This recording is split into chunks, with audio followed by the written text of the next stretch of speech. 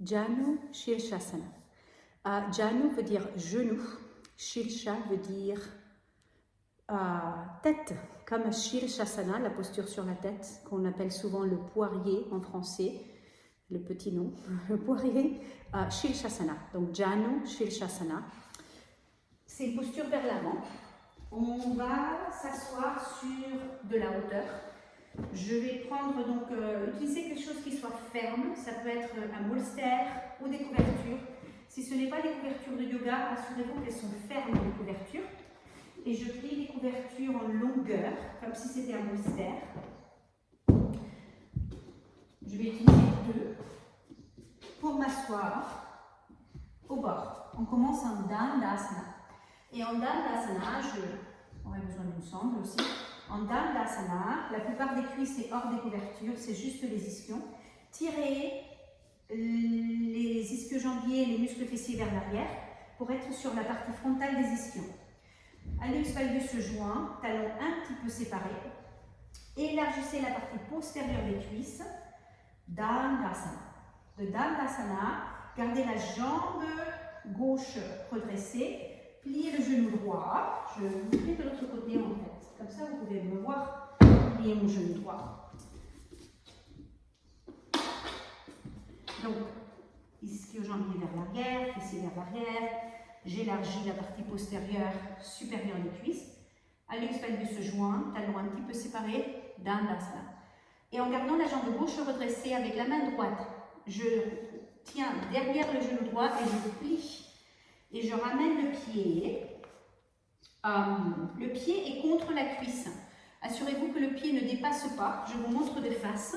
Le pied est contre la cuisse. Surtout si vous êtes sur beaucoup de hauteur, ne laissez pas que le pied glisse en dessous. Le pied est contre la cuisse. C'est le tout début de Janu Shirshasana. C'est un Janu Shirshasana pour débutants. Et avec le pied contre la cuisse, observez que la voûte plantaire soit face au plafond. Okay, donc le pied, pas nécessairement contre la cuisse, mais pas sous la cuisse, que ça ne glisse pas de l'autre côté. Voûte plantaire face au plafond. Utilisez les mains pour lever le buste et tourner vers l'avant. Observez que vous soyez droit, que le bassin ne tombe pas en arrière, que la partie postérieure du bassin soit verticale. L'aine s'allonge vers le genou, l'aine droite s'allonge vers le genou, la jambe gauche absolument redressée. Prenez la sangle, de la même façon que je vous ai dit en Dandasana, en Paschimottanasana, ne pas arrondir le dos, même en posant la sangle. Vous mettez la sangle autour du pied, sans arrondir le dos, redressez les bras, jambe gauche reste redressée et observez le pied gauche.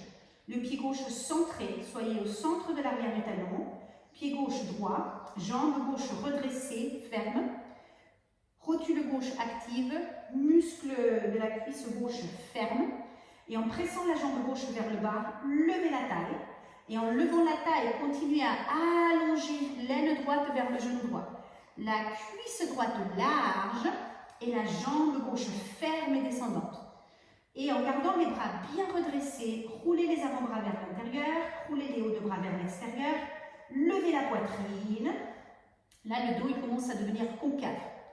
Si vous ne pliez pas le dos, si vous arrondissez pas le dos, vous pouvez vous rapprocher du pied un tout petit peu, mais que le pli soit vraiment au niveau du haut de la cuisse. Observez, vous voyez mon dos, il est droit, il n'est pas affaissé, pas arrondi vers l'arrière, il est concave. Donc si vous avez le dos concave, vous pouvez avancer un peu, mais ne pas plier les coudes. Pressez la cuisse gauche vers le sol, pressez le centre de l'arrière du talon gauche vers le sol. Bord interne du pied gauche vers l'avant, bord externe du pied gauche vers la hanche gauche. Absorbez la cheville gauche externe et levez l'abdomen. Levez les bords du tronc et puis revenez. Deuxième côté, étirez la jambe droite. Tirez les ischions vers l'arrière. Pliez le genou gauche. Donc je reste là. Hein, vous avez déjà vu mon genou droit plié avant. Donc le genou gauche, je fais la même chose qu'avant. Et en pressant les mains, je lève le buste et je tourne pour faire face à la jambe droite. Il faut absolument pouvoir voir la voûte plantaire du pied gauche. Donc, laissez que la voûte plantaire du pied gauche soit face au plafond et élargissez élargissez de l'aine gauche vers le genou gauche. Sans arrondir le dos depuis le début, placez la jambe contre le pied. Et en étirant la jambe droite, pressez la cuisse droite vers le bas, allongez la taille, levez la poitrine et pressez le centre de l'arrière du talon droit contre le sol. Bord interne du pied vers l'avant, bord externe du pied droit vers la hanche.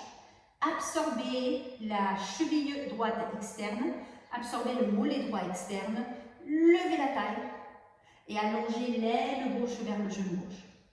Vous pouvez avancer, presser la cuisse droite, lever la taille et glisser les omoplates loin des oreilles et absorber le haut du dos dans le corps. Janu Shirshasana. Ça, c'est le début de la posture.